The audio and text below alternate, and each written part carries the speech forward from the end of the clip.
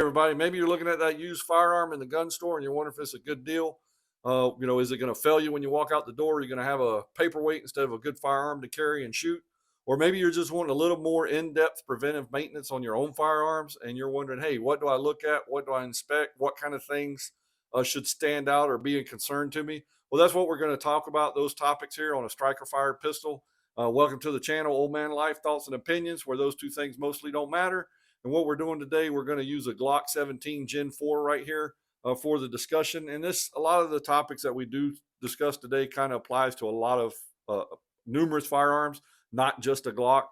First off, I'm not going to try and insult you. You should already know how to do a functions check, a dry function, and a live fire functions check. But some of the things you really want to pay attention to on those is the safety aspect. So when you're doing that safety inspection, make sure, on your striker fire, you usually got a shoe in the trigger here, like on the Glocks, or maybe you got a back strap back here that has a squeezable strap that you got to squeeze for the safety, or you got a manual safety on the side here that you got to actuate with your thumb. Just make sure that those safeties are operational.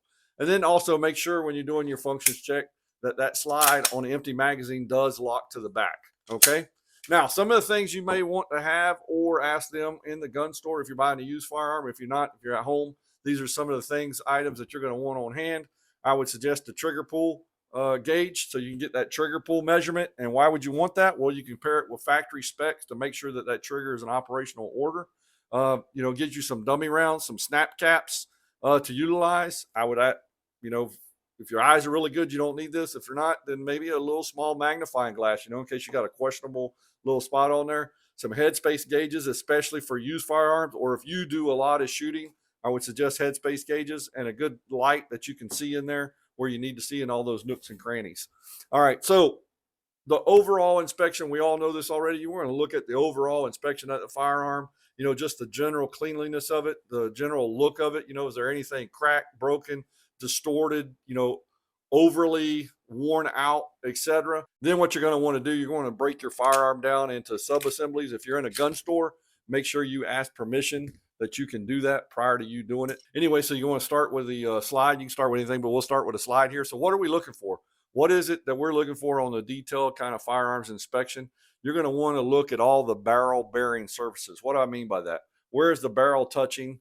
Where is it coming through? Where is the pressure on it from the barrel? Where's it sliding at?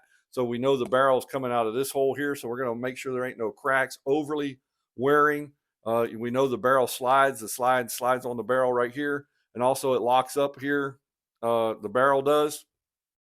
So when that barrel is going in and out, it's locking up here. It's locking up on these edges. It's locking up on this edges. So we want to make sure those edges are pronounced, not worn, not cracked, not chipped, etc. Other thing, we want to look at the rail cuts in here.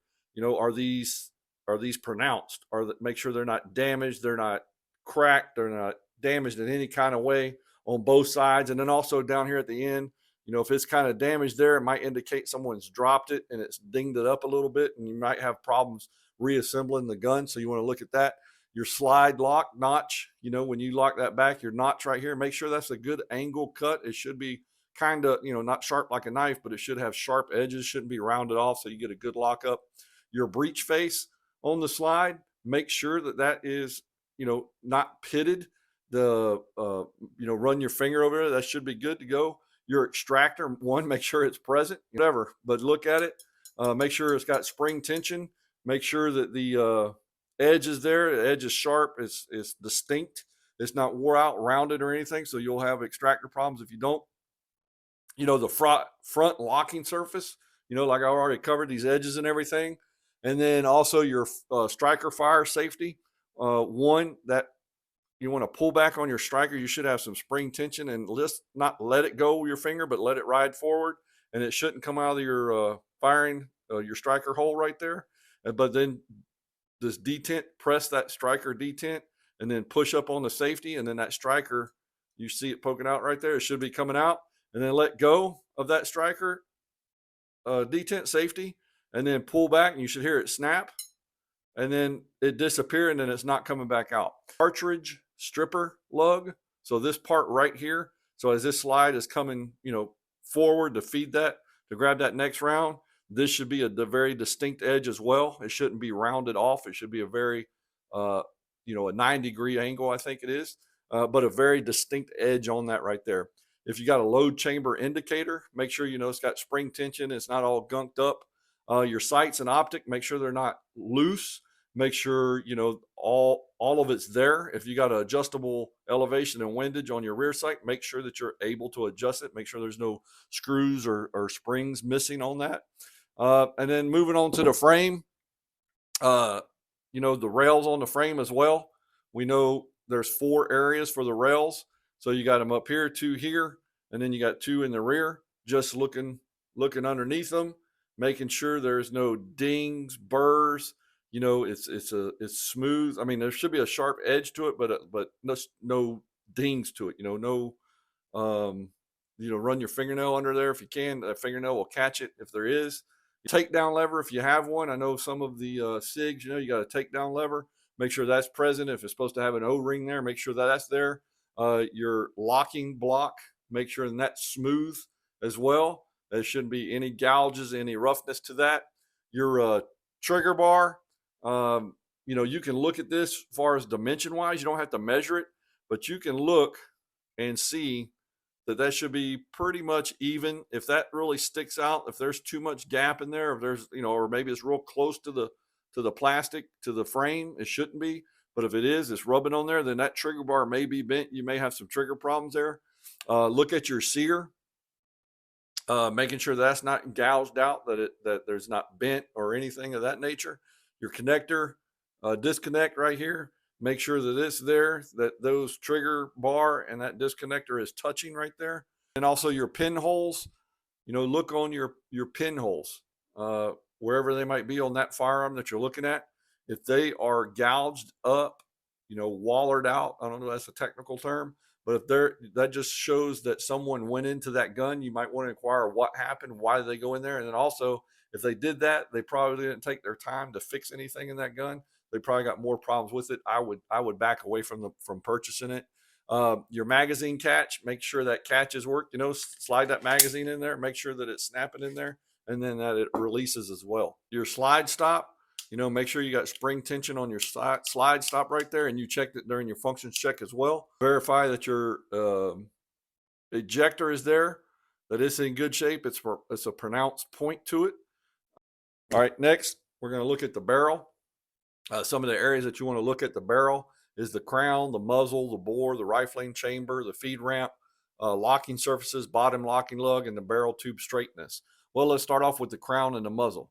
You want to look at this because you want to make sure that, people can drop their guns, or they've dropped their barrel, cleaning it, it's dropped on concrete, it's dinged up, or if it's cracked on the outside of the muzzle, and then the crown itself on the inside, just making sure that's not chipped. That could affect your accuracy. Look down the bore, make sure that it's clean. There's no excessive pitting, or really any pitting. That just kind of shows the lack of maintenance of the firearm. Your rifling, your lands and your grooves down in there, make sure they're pronounced. If they're not, then they've shot a lot of rounds through it. If your lands and grooves are kind of wore down. Chamber, inside your chamber, this is where the flashlight comes in handy. Look down in your chamber there. It shouldn't be a mirror finish in your chamber. It should be a little bit of not rough, but I mean, it should have some texture to it, because you want that when that round fires, you want that casing to expand and then seal, so those gases work as they should to operate your firearm. If you got a mirror finish, very smooth, that casing is not going to seal up too well. And then you want to look at your feed ramp, and your feed ramp should be smooth. It can be highly polished. I mean, you want that baby smooth like a baby's bottom. Your top locking surfaces, make sure you got distinct edges on there on your locking surface on your barrel. Your bottom locking lug, making sure that it's pronounced. Everything's like pronounced edges. That they're not rounded off really excessively. You don't have any cracks. There's a lot of pressure that goes on this barrel, so make sure there's no cracks down in here. That's where your flashlight can come in handy. Make sure there's no cracks in these pressure points where everything is pivoting with it. Making sure where your recoil guide rod sits in there, that it's not any burrs or cracks or gouges in that as well. Next you want to look at the barrel tube straightness. Just make sure that it's not bent in any way. People do reloads. They do their own reloading, and sometimes they don't do a very good job, and it could point to squib loads and bulging that barrel or cracking that barrel. So you just want to make sure that that's not a problem. Is your recoil spring and your guide rod. Just making, looking at the end of this, making sure it's not all bent up, it's not dinged up, it's not chipped, it's not missing. The front here is not any cracks in there. Take a real good close look at that. There shouldn't be any cracks. Look at your spring, your recoil springs. Make sure there's no cracks in those recoil springs. And I'm telling you, sometimes they're very hard to spot, very hard to see. Um, so you want to look at all of them, take your time looking at that, run your fingernail across there. Your fingernail may pick up those cracks. And then your magazine, you want to look at your overall quality of the magazine, making sure those lips are good, making sure that follower is got spring tension, that it's coming up, it's not sticking. I suggest checking your headspace, especially on a used firearm and on your own firearms if you're firing a lot of if you're doing a lot of range time. You have to determine when would be a good time for you to check it on your firearms. But I would highly suggest doing it. What is headspace?